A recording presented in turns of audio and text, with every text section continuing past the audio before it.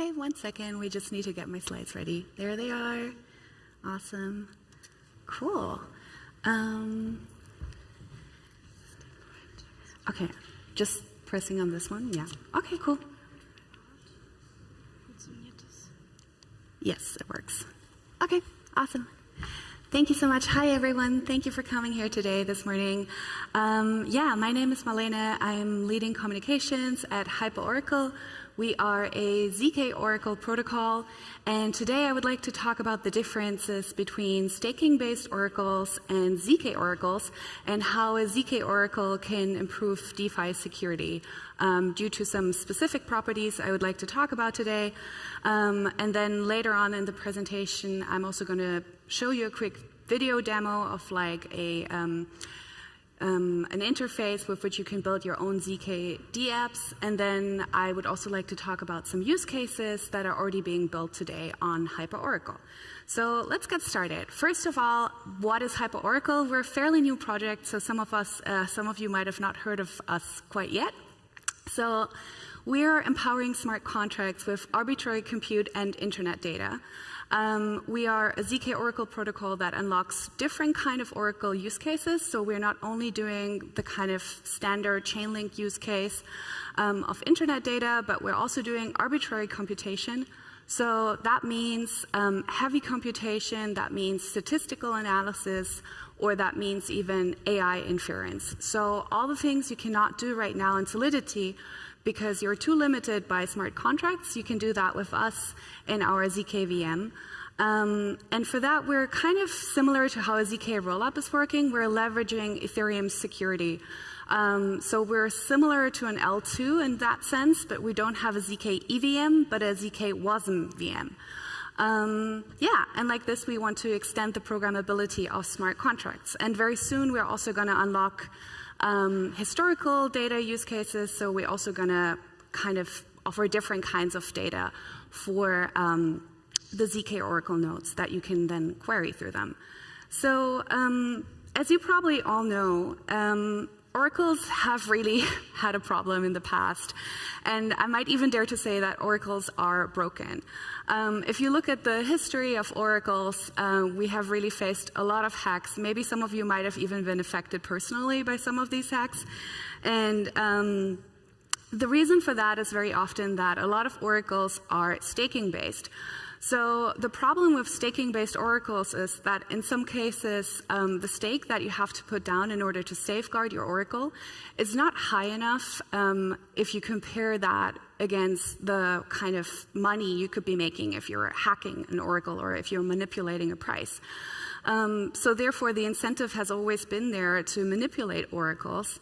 And oracles have tried in the past to mitigate against that. So for instance, there are even some oracles where you have to sign a legal disclaimer to run an oracle node. However, that's not really the kind of permissionless DeFi that we are intending to build, right? So we don't want to have a network where you have to sign legal disclaimers to be able to participate. The same also goes for like challenging the kind of data that the oracle brings to you. So in some cases, if you want to challenge the data that you have received, you have to also put down like quite a significant amount of money or tokens in some cases for some oracles. So once again, that's not really ideal. And then also these challenging periods, they take quite a long time. So instead of that, we want to really try a totally different approach where we're, instead of like creating our own network with our own security that is secured through staking, we are just leveraging Ethereum as our base layer by using zero-knowledge proofs of Ethereum, and therefore we can kind of extend that security to our own Oracle network. And I think like another thing I want to mention in regard to that is that also these existing Oracle networks are not really that decentralized either, because in some cases there's this Nakamoto index that was introduced by Balaji. And basically the idea of the Nakamoto index is that you have a certain number of nodes you would need in order to manipulate a network. And in the case of like some of these staking-based Oracle networks, the Nakamoto index is very low. It's like as low as 3 nodes you would need in order to start manipulating the data of these oracles. So what we want instead is a decentralized oracle, right, that is fully trustless and permissionless, and that's what we're trying to build at HyperOracle. So if we now compare these different workflows of how staking-based Oracle works in comparison to a zkOracle, then we can see that there are a couple of choke points in the case of Chainlink where trusted third parties are coming in. Either they're based on reputation or they're based on tokenomics. And then eventually they bring that data on chain where it's being aggregated in smart contracts. Whereas in the case of HyperOracle, we have a fully trustless network that is just based on cryptography, so you don't have to trust anyone in that network because it's always just going to create a proof for you. You can validate that proof in the verifier smart contract, and then you can instantly see whether the data you've received is correct or not. So I think that's basically the biggest difference that you can take home today as a takeaway from the differences between the staking-based and the zk-based Oracle. Yeah, and I think also in addition to that, I think what's important to notice here is that so far in the staking-based oracles, if you want to do any kind of computation or run any kind of automations, you're really just bound what you can do in a smart contract in Solidity today, whereas like with the HyperOracle node, you can really do a lot more things. Like I mentioned before, you can do AI inference, for instance, or you can do statistical analysis. So you have a lot more opportunities in that case. And here's like a little comparison if we look at the differences between like the costs of the security, but also the finality of the two different kind of networks. So for instance, the finality for the data in a staking/slashing-based Oracle would be 1 to 2 minutes, whereas like in our Oracle nodes, the finality is just below 12 seconds. So that's as long as the Ethereum block time. So you can actually build like a lot more exciting applications with that because they're kind of, well, it's not real time, but it's real time in the sense of Ethereum. And also when it comes to verifying the data, that's a lot more cheaper as well. We're just looking at around like $50 in a zkOracle node. And then also because we're creating the zk proof of the data, we can give you 100% guarantee that that data is actually correct. So for that, I would like to take a closer look now at like the Oracle network that we are building. So we are soon going to open up a test network where people can also start running their own Oracle nodes in our network. And these nodes are performing what we're calling proof of Oracle work. So in essence, what happens in that network is that you kind of put down a bounty contract in which you outline in what we call a zk graph the specific computation that you would like to be executed by an Oracle node. And then an Oracle node comes in and picks up that job and is like trying to compete with other Oracle nodes to deliver the result of that computation for you. And that all happens, as said, in a zk VM. So that eventually a proof is being created of that computation, which then goes back on chain into the verifier contract. And then basically the result of that computation is being put into the Ethereum mempool. And there we have like a special little thing because then somebody could front run you in theory because they could see that you have submitted the result of that computation. But actually the result also includes a proof of your wallet address. So no matter who eventually submits the result of that computation, if you were the first one to submit it into the mempool, then because your wallet is inside that proof, then the reward for the computation is always going to go back into your wallet. So I think that's like a really cool way to make sure that the node runners are always being rewarded accordingly. And yeah, so as said, I think we're going to soon in the coming weeks start announcing how you can start participating in the testnet. And then we're going to have a series of different testnets. And then probably next year we're looking at like launching our mainnet. And another thing I would like to talk about is zk Graph Studio. So basically, zk Graph Studio is a web IDE in which you can build your own zk DApp. And the best part about this is you do not have to have any clue about how zk works. You don't have to write your own circuits. You don't have to learn like a specific domain-specific language or anything like that. You can just do all of that directly using assembly script, which is a variation of TypeScript. And we have a web IDE for that, so it makes it very easy to start building already now. We are not on Ethereum mainnet yet, so we're just on Sefolia and on Gurley testnet. But you can already take a look at this today and start like experimenting and see how you could include this going forward in your DApps and build what we call zk DApps. So I would like to show you a quick demo. I'm not sure if it's actually going to work because of the internet connection. We tried it out a little bit earlier. But I have a video where basically my colleague is walking us through this IDE and shows us how we can create a proof without having to know anything about how zk's actually work under the hood. So let's try and see if this is actually working. We can see the code editor at the top, 02 files, mapping.ts and library.ts. Mapping.ts is the core logic of zk graph. It defines the off-chain computation that will be used to run and generate proofs in zkWasm. So let's edit this file. Click Start button after completing all the code. You can see our compiled WebAssembly code in the editor. Go ahead and click the Setup button in the bottom right corner, and after a while you will see the created zkWasm image ID. In this step, we deploy the WASM file we just generated to the HyperOracle node for execution and proof generation. Then we click Execute to generate the output state for our zk graph. This step will execute and generate zk graph output state in the context of the provided transaction. Now we have everything ready for zk proof generation for the zk graph run. Click Generate, set it in the wallet, start zk proof generation, and after a while we can see the proof details finally be generated and confirmed. For illustration purposes, the waiting for the zk proof generation is skipped in this video. Now we have our zk proof generated and we can view the details of this proof. In the final stage, we will do the verification of our zk proof. After selecting the target network for deployment, click Deploy to deploy the verified contract on the blockchain.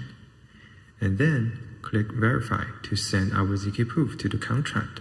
And the zk proof is verified as valid. Yeah, so as you can see, you don't have to understand pretty much anything about how to create your own proofs. This is the zk graph studio. Now it's running again. So it's very straightforward, and I would like to invite you to, if you're like a builder or if you're working on a protocol, to take a look at it and see if there is like a specific use case for you, because we're really unlocking a lot of new use cases that so far have really not been able before. So if we look at the sort of history of DeFi, it's a short history, but I think we've seen like quite a lot of very exciting developments over the last years, right? So if we look at like DeFi 1.0, so to say, then that was basically just when you were able to create your own ERC20 tokens, and then we would trade them on centralized exchanges, and we would maybe use them for like ICOs, right? But that was pretty much the only use case for DeFi back in the days. And then AMMs came around with DeFi 2.0, where we suddenly have like decentralized exchanges, and we can provide liquidity in a decentralized way. And we can, of course, still also issue ERC20 tokens and all kinds of other tokens by now. And now we would like to kind of usher in like a new wave of DeFi 3.0, where we have a lot more different possibilities because of zk. And some of these possibilities could be, for instance, like derivatives, or it could be ETFs that are both fully on-chain and fully permissionless and fully trustless. So that's something that hasn't really been possible so far, right? Because if you want to do a derivative, you'd have to check at every new block if the derivative would actually trigger the conditions under which the clearance would occur. But that is no longer the case. You do not have to program it in such a very gas inefficient way. So what you can do now is you can program a derivative through a zk graph and run that automation in HyperOracle off-chain in our nodes, and then trigger with that eventually the conditions to then make the clearance for the derivative happen. So that makes it a lot easier to like unlock a lot more exciting use cases that are, that have just not been possible before. The same goes for like a decentralized ETF. So there is a team that is building a decentralized ETF with HyperOracle, and basically, they want to create the equivalent of the S&P 500, but like fully on-chain. So they're taking the top 50 tokens, because I think taking the top 500 ERC20 tokens would probably not be a good idea at this point. But they're taking the top 50 ERC20 tokens, and they basically have a zk automation running, which rebalances these tokens every 1,000 blocks. And then you can just like buy into that ETF and hold it. And the cool thing is that this smart contract that is holding these tokens doesn't have an owner at the main. So it's also, once again, fully trustless. Nobody can like change that smart contract or tamper with it. And that is probably going to be the first decentralized ETF that we're going to see. What else? Yeah, another really cool use case that is being built with HyperOracle is called 0x Hack. And basically, it's a white hat hack tool. So what happens occasionally is that like a hacker finds a vulnerability, and then they go to a protocol and they're like, hey, I found a vulnerability. Could I get some money? And then I will tell you what this vulnerability is, right? And then often what unfortunately happens is that the hacker is actually not being reimbursed accordingly. So what 0x Hack is doing is that they're running an EVM logic inside a HyperOracle zk VM. And inside that EVM logic, they can basically create a proof that they do know that a vulnerability has, that they have found a vulnerability, and that they've also found a way to exploit that vulnerability. So they create a proof of that, and then in that EVM logic, they're also simulating how they would do the exploit and how they would drain certain funds from like a wallet, for instance. And they create a proof of that. They can show the proof to the protocol and be like, hey, you guys better give me some money, otherwise I'm going to execute that actually like on Ethereum for real. So that's a really interesting negotiation tool that these guys are building right now. It's a team out of Hong Kong, and I think they're soon going to announce some kind of a hackathon where you can start getting involved and start experimenting with that. And I think in general, what is really cool about all these use cases is you can already build them today. Some other use cases that are being developed are fully on-chain, 100% collateralized stablecoins, or also AIGC NFTs. So basically, that's a kind of NFT where a proof is being created that an NFT has been AI generated. So that could be very interesting, I think, going forward with like a lot more AI generated images coming out into the wild, and we can't really decipher anymore what is real and what is not real. So I think that's going to be a really interesting NFT standard that also, once again, uses HyperOracle zk nodes. We're also soon announcing some actually OPML use cases, so that's slightly different, so stay tuned for that. We're going to soon put out like a very long blog post on that describes some new ML use cases. And I think that's probably it from me. Thank you everyone for coming here. If you are interested in building with us, then the clicker is not working. Then I invite you to, okay, this is also not working anymore. Anyways, then I invite you to follow us on Twitter, go to our website, hyperoracle.io, try out our zk Graph Studio application there if you want to build any zkD apps. Join our Discord and come and find me afterwards if you have any questions, or I think we still have 1 minute, 30 seconds. So if you have any questions right now, then feel free to ask me now. Thank you, everyone.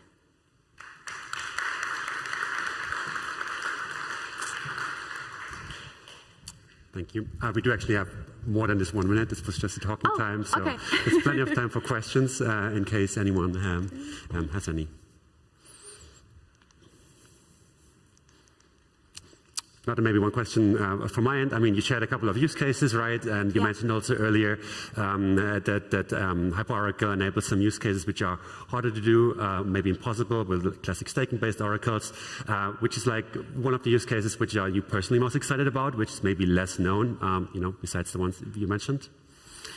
So I think I mentioned already quite a bunch of the use cases. I guess what I didn't really speak that much about in detail is the zkML use cases that we're also unlocking. So for ML inference, so that's not training a machine learning model, because that would be like ridiculous. That would take up like a lot of space and it wouldn't be possible.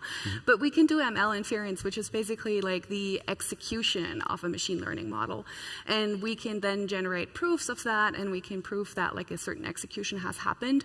So I think that could be really interesting. And that could be also an interesting way to like, once again, combine like DeFi and ML. So you could have, or you could just, it wouldn't even have to be ML, maybe that's even too fancy, but you could just have a statistical model that determines like, hey, if this happens and we have multiple data sources coming in, we can like do some statistical analysis on that, and based on that, we then want the smart contract to trigger certain conditions and do certain things.